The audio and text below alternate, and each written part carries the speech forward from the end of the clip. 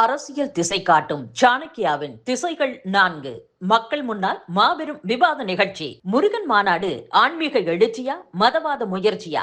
ஜூலை 19 சனிக்கிழமை மாலை 6 மணிக்கு மாஸ்டர் மகால், சம்மட்டிபுரம், தேனி சாலை, மதுரை. ஹெச் ராஜா, KS அழகிரி, அர்ஜுன் சம்பத், நாஞ்சில் சம்பத் பங்கேற்பு. அனைவரும் வருக. அனுமதி இலவசம்.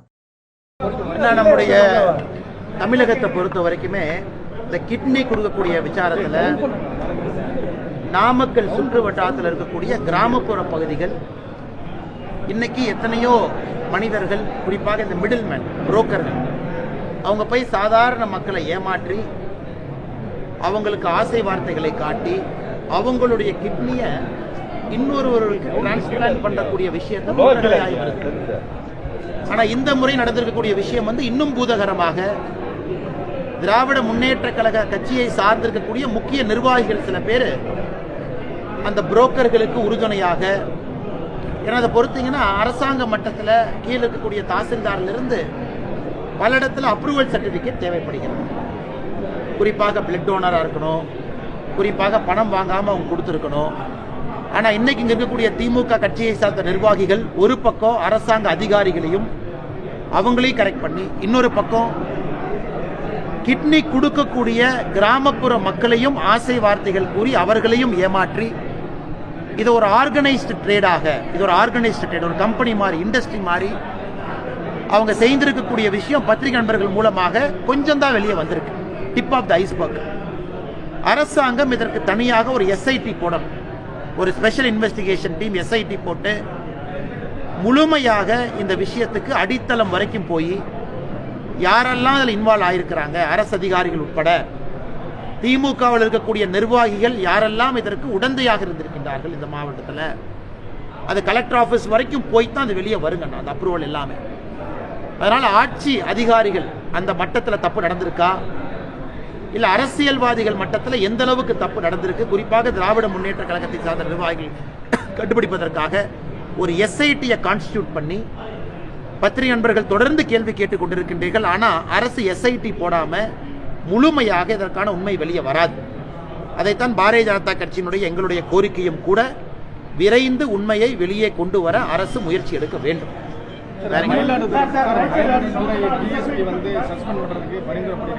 அந்த மாவட்டத்தினுடைய காவல்துறை கண்காணிப்பாளர் அவர்கள் மயிலாடுதுறையினுடைய DYSP ப்ரொஹிபிஷன் விங் அவரை சஸ்பெண்ட் செய்வதற்கு நேற்று உத்தரவு பிறப்பித்திருப்பதாக டிவி மூலமாக நாங்கள் பார்க்குறோம். அந்த மயிலாடுதுறையினுடைய அந்த பர்டிகுலர் DYSP அவங்க பேசும்பொழுது டெப்டி சூப்பரண்ட் ஆஃப் போலீஸ் 2 விஷயத்தை சொன்னாங்க.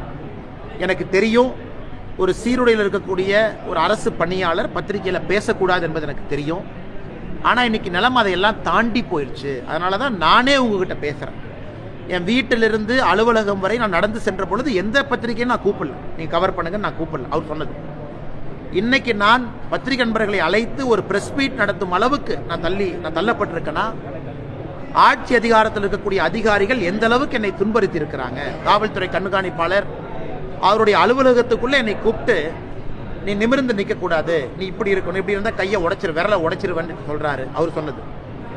அடுத்தது இன்டெலிஜென்ஸ் விங்கில் இருக்கக்கூடிய உயர் அதிகாரி, சட்டம் ஒழுங்கு அதனுடைய ADG-யாக இருக்கக்கூடிய உயர் அதிகாரி, இவங்கெல்லாம் என்னை துன்புறுத்தி இருக்கிறாங்க அப்படிங்கிற பல விஷயங்கள் சொல்லும் பொழுது எதையுமே விசாரிக்காம குற்றம் சாட்டி இருக்கக்கூடிய அதிகாரியை ஒரே நேரத்தில் பணியிடை மாற்றம் செய்து சஸ்பெண்டும் பண்ணுவது எந்த விதத்தில் நியாயம்? இரண்டாவது, அந்த அதிகாரியை பொறுத்தவரை அந்த ப்ரொஹிபிஷன், குறிப்பாக இந்த கள்ளச்சாராயம் என்ஃபோர்ஸ்மெண்ட், இதில் 1200க்கு மேற்பட்ட வழக்குகள் பதிவு செய்து 700க்கு மேற்பட்டவர்களை கைது பண்ணியிருக்கிறாங்க. அது ஓப்பன் ரெக்கார்ட், அதையும் நம்ம பார்க்குறோம். இன்னொரு புறம் இந்த சம்பந்தப்பட்ட டெபுட்டி சூப்பரண்ட் ஆஃப் போலீஸ், இவர் மீது இதற்கு முன்பு இது போன நடவடிக்கைகள் யாரும் அரசு எடுத்ததாக தெரியல. அப்படின்னா ஒரு ஹானஸ்ட் ஆஃபீஸரா இத்தனை காலமாக இருந்திருக்கிறாங்க. அதுவும் இவருடைய ஜீப்பை எடுத்துக்கிட்டதுக்கு அவங்க சொன்ன காரணம், முதல் நாள் இல்லை CM வர்றாங்க அதுக்கு வேணும், இன்னொரு நாள் உயரதிகாரி கொடுக்கணும். எப்போ தமிழகத்தில் நேர்மையாக இருக்கக்கூடிய அரசு அதிகாரி யூனிஃபார்மோடு ரோட்டில் நடந்து சென்று அவருடைய அலுவலகத்துக்கு போகிறாங்களோ அன்னைக்கு அட்மினிஸ்ட்ரேஷன் கொலாப்ஸ் ஆயிடுச்சுன்னு அர்த்தங்கய்யா. எனக்கு அதை தாண்டி நைட் ரவுண்ட்ஸுக்கு கூட வண்டி கொடுக்காம 2 வீலரில் போய் நைட் ரவுண்ட்ஸ் ஒரு அதிகாரி பார்க்கும் அளவுக்கு அவலம் இருக்கு. மூன்றாவதாக அதிகாரி ஒரு விஷயத்தை சொல்லியிருக்கார். அவர் சொன்ன விதம் சரியா தப்பா அது வேற. பத்திரிகை நண்பர்களை யூனிஃபார்ம் அதிகாரி சந்திக்கலாமா? அவரே சொல்றாரு சந்திக்க கூடாது தான். ஆனா வேற வழி இல்லாம பத்திரிகை நண்பர்கள் நான் சந்திக்கிறேன். ஏன்னா நியாயத்தை யார் கேட்பாங்க? பத்திரிகை மூலமா தான் என் நியாயத்தை நான் சொல்லணும். அப்படி இருக்கும் பொழுது குற்றச்சாட்டை எந்த விதத்திலும் கூட ஹேண்டில் பண்ணாம, ஆராயாம, உயரதிகாரி ஒரு ஐஜியோ என்னமோ அவங்க லெவலில் ஒரு என்கொயரி நடத்தாம ஒரு சாதாரண ஒரு அதிகாரியை சஸ்பெண்ட் பண்ணுவது முற்றிலும் முரணானது. ஏன்னா இவருக்கு அப்பீல் மெக்கானிசம் இருக்கு, கோர்ட்டுக்கு போகலாம், ஸ்டே பண்ணலாம், அது வேற பக்கங்கண்ணா. ஆனால் மக்கள் இதை பார்க்கும் பொழுது நமக்கு இது நம்பிக்கை கொடுக்கல. அதனால் அரசு, குறிப்பாக முதலமைச்சர் அவர்கள், ஏன்னா அவர் தான் உள்துறை அமைச்சராக இருக்கிறாங்க தமிழ்நாட்டை பொறுத்தவரை, ஹோம் மினிஸ்டர் யாருன்னா அவர் முதலமைச்சர் தான். அவர் நேரடியாக இதில் தலையிட்டு அந்த சம்பந்தப்பட்ட டெபுட்டி சூப்பரண்ட் ஆஃப் போலீஸ் அவர்களுக்கு நியாயமும் நீதியும் கொடுப்பதற்கு உதவி செய்யணும். ஆனால் சர்ச்சை ஒன்றும் இல்லை, கருத்து எல்லாமே சொல்லியாச்சு. எல்லாருடைய கருத்தும் பொதுவெளியில் இருக்கு. இதில் சர்ச்சைக்கெல்லாம் ஒன்றுமே இல்லை. எல்லோரும் ஒரே புள்ளிகள் இணைந்திருக்கின்றோம். திராவிட முன்னேற்ற கழகத்தை வீழ்த்த வேண்டும் என்கின்ற ஒரே புள்ளிகளை இணைந்திருக்கின்றோம். அது எப்படி இருக்கணும், வருகின்ற காலம் எப்படி இருக்கணும், தேர்தலுக்கு முன்பு எப்படி இருக்கணும், தேர்தலுக்கு பிறகு எப்படி இருக்கணும், சம்பந்தப்பட்ட தலைவர்கள் பேசுவார்கள். நான் 2 தினம் முன்பு பேசியது நம்முடைய கட்சியினுடைய தலைவர் என்ன பேசியிருக்கிறாங்க அப்படிங்கிறதா. இதில் சர்ச்சையோ சண்டையோ இதில் எந்த குழப்பமோ இல்லை.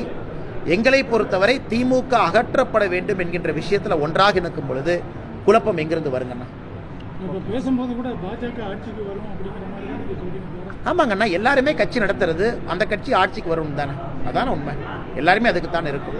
ஆனால் இன்னைக்கு 2026 நாம் அறிவித்திருக்கின்றோம். 2026 யார் தலைமையிலான கூட்டணி, யார் கூட்டணியுடைய முதலமைச்சர் வேட்பாளர் எல்லாமே அறிவிச்சிருக்கிறோம். அது 2026க்கு மிகச் சிறப்பாக பொருந்தும். அதை 2 கட்சிகளும் ஒன்றாக இணைந்து நம்முடைய உள்துறை அமைச்சர் அமித்ஷா அவர்கள், எதிர்க்கட்சி தலைவராக இருக்கக்கூடிய எடப்பாடி பழனிசாமி அவர்கள் எல்லாரும் ஒன்றாக இணைஞ்சு அறிவிச்சிருக்கிறாங்க. ஸோ 2026 பொறுத்த வரைக்கும் எந்த கன்ஃபியூஷன் இல்லைங்கண்ணா. அதே நேரத்தில் திமுகவை அகற்ற வேண்டும் என்கின்ற ஒரு ஒற்றை இலக்கில் இருக்கும் பொழுது குழப்பமும் இருப்பதாக நான் பார்க்கிறேன்.